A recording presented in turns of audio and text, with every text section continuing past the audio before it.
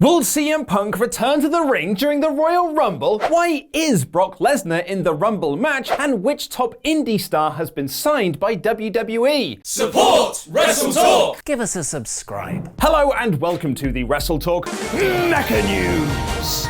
I am Luke Owen. Last week, it was announced that WWE Champion Brock Lesnar would make his first TV appearance since Survivor Series, where they would reveal who he'd be facing at the Royal Rumble for the title. There was a lot of fan speculation on who they could announce, as all of Raw's top stars like Seth Rollins, Kevin Owens, Samoa Joe, AJ Styles, Randy Orton, and Rey Mysterio are involved in other storylines. So instead, Paul Heyman made the announcement on this week's Raw that Lesnar was not going to defend his title at the Royal Rumble at all, and would instead enter into the Rumble match in the number 1 position. This creates a lot of potential dream matchups, as it's been rumored for some time that the plan for the 2020 Rumble is to have 10 stars from Raw, 10 stars from SmackDown, and 10 from not-so-developmental brand NXT, following the success of featuring NXT stars in main roster storylines to win the Wednesday Night Wars against All Elite Wrestling. Which means from the SmackDown side of things, we could see Brock Lesnar versus Shinsuke Nakamura, Brock Lesnar versus Cesaro, Brock Lesnar versus John Morrison, and Brock Lesnar versus Kofi Kingston, the first time since Kofi Mania was unceremoniously ended on the debut episode of SmackDown on Fox, though I still haven't forgiven WWE for that, thank you for asking. More interestingly for me personally, however, is the potential matchup from NXT. Brock Lesnar versus Keith Lee, Brock Lesnar versus Tommaso Ciampa, Brock Lesnar versus Adam Cole, baby, Brock Lesnar versus Pete Dunne, Brock Lesnar versus Dominik Dijakovic. We could even see Matt Riddle fulfill his dream and get his showdown with Brock Lesnar and then go back to pissing off Goldberg. But why was Lesnar added to the Rumble match and not put in a singles bout where he could defend his title by throwing loads of German suplexes and pinning someone in a few minutes, which, is his standard routine? Well, according to the very reliable WrestleVotes on Twitter, it's unsurprisingly to set up his WrestleMania match, whose theme this year is "You are a pirate." You are a pirate! Source says WWE is doing this Lesnar in the Rumble angle as a way to set up Brock's Mania matchup, which could signal it's against someone from SmackDown or NXT, as Heyman mentioned a few times last night. Opens up a world of possibilities. They added in a reply that Lesnar isn't winning the Rumble. One of the rumored Mania matches for Lesnar was a Crown Jewel rematch against Cain Velasquez, who WWE signed in fear of him going to AEW, only to job him out as quickly as humanly possible and then never feature on TV again. That's good S-word.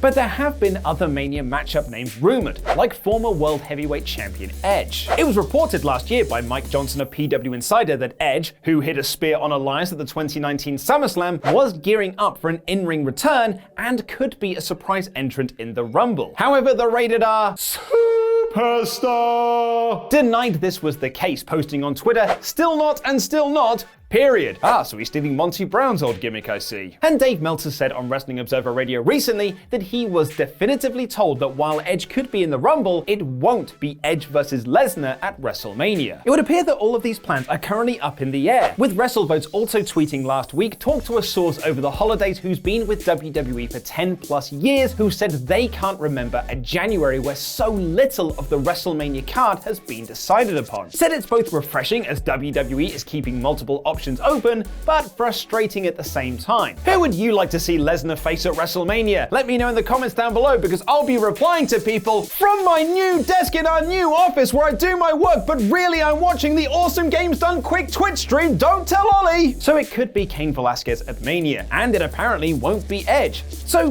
who else could it be? Oh yeah, CM Punk, because of course CM Punk is rumored. CM Punk versus Brock Lesnar at WrestleMania confirmed. You are a pirate. Thank you for your Patreon support, the Kessel Run DX Solo.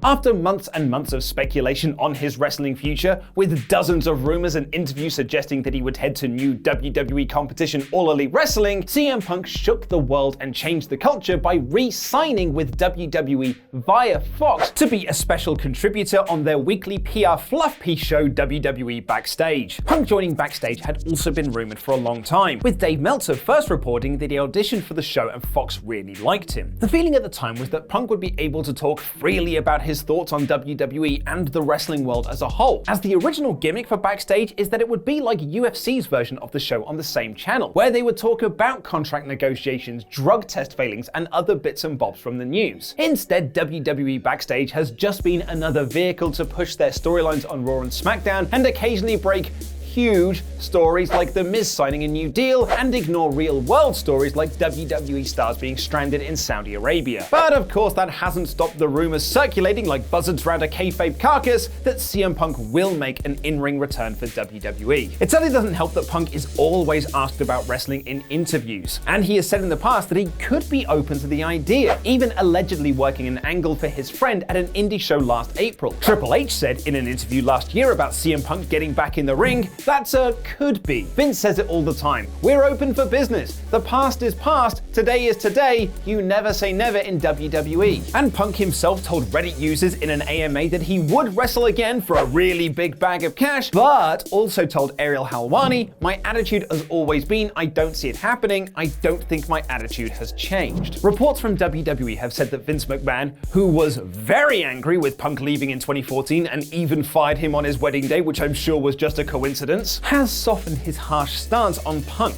the same way he did for Ultimate Warrior, Jeff Jarrett, Goldberg, Bret Hart, and others. And Brock Lesnar entering himself into the Royal Rumble has dramatically changed the betting odds of who is going to win the match. While Roman Reigns remains the bookies' favorite, the current odds from BetOnline, gamble responsibly, has Brock Lesnar as the second favorite and CM Punk as the third. Former Impact Wrestling champion Bully Ray even fantasy booked Punk returning for the Rumble to eliminate Lesnar to set up their WrestleMania match, which would make some sense as they are both Paul Heyman guys and good friends. Now, of course, this is just betting odds, so it might not mean anything. But it should be noted that WWE announced yesterday that they're bringing back ice cream bars. The same ice cream bars that CM Punk asked for as part of his Money in the Bank 2011 storyline, which was also the poster for TLC that same year. CM Punk in-ring return 100% confirmed. However, after last night's WWE Backstage, an in-ring return really might be out of the question. WWE on Fox's Twitter account posted a video of The Miz reviewing his own performance on the show, where he told Renee Young and Paige here that he thought it was the best show of the series so far. Renee countered by saying an episode with Ember Moon was pretty good, and Miz responded by saying, "Oh sorry, I didn't change the culture. My bad. My bad." This was a direct shot at CM Punk, who in his debut on WWE Backstage said, "Just when they think they've got the answers, I change the culture." And it would appear that Mr. Punk was rather unhappy with Miz's comments about him in that backstage clip, as he retweeted the post politely saying, "Go suck a blood money covered ding dong in Saudi Arabia, you forking dog. Holy forking shirt balls." WWE on Fox very quickly deleted their video of Miz's comments, and CM Punk also deleted his tweet.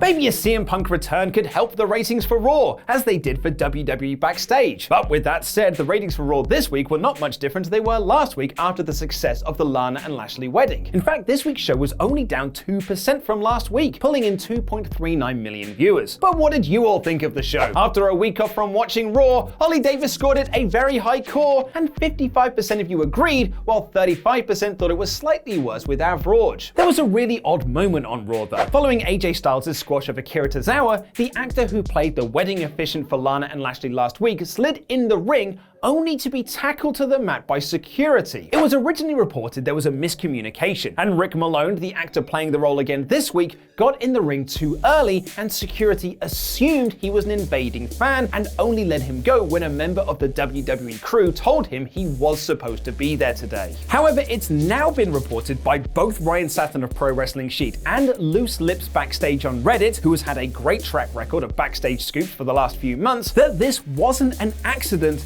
and was in fact completely staged. Loose Lips posted a section of the Raw script from Monday which reads, "An unidentified man, the wedding official, is attempting to get in the ring when he is confronted by security." This would explain why the camera crew filmed the takedown and kept focused on it before panning away, and why Vic Joseph addressed it following the return from commercial break. I mean, it doesn't explain why they scripted a security botch, but that's never stopped Paul Heyman before. And speaking of being stopped before, it's been reported by SoCal Uncensored, no, not not that one, that WWE have finally agreed to sign Mercedes Martinez to an NXT deal, where she'll report to Full Sail this month. Martinez is the current AWS champion, and the promoter Bit Kaputski told SoCal Uncensored, no, not that one, that they would be holding a tournament to crown a new champion. Martinez has been considered one of the best unsigned wrestlers in any women's division, making headlines last year for having the longest women's match in wrestling history when she went 75 minutes with Tessa Blanchard. She also competed in both Mae Young Classics as well as appearing on NXT TV, and it was reported that WWE were interested in signing her full-time but never pulled the trigger on it, sparking rumors that they had burned bridges with the wrestler. She went on to appear for All Elite Wrestling in their Casino Battle Royale at All Out and on AEW Dark. She's also competed many times over for badass UK indie promotion Eve. Speaking of Eve, and their annual Wrestle Queendom is happening this weekend in London, with quality matchups like Giselle Shaw and Sami Zayn versus Medusa Complex versus the Woke Queens for the tag titles, and Rhea O'Reilly versus Laura Di Matteo. Tickets for the event are sold out, but you can watch it live on Fight via a link which can be found in the video description down below, where you can also look out for Ollie, Peter, Laurie in the crowd who will be there live. I sadly won't be going to the event, as I'll be attending the Hawkins High School reunion class of 1985 as Jermaine Mudbutt Diaz, whose favorite film is Gremlins.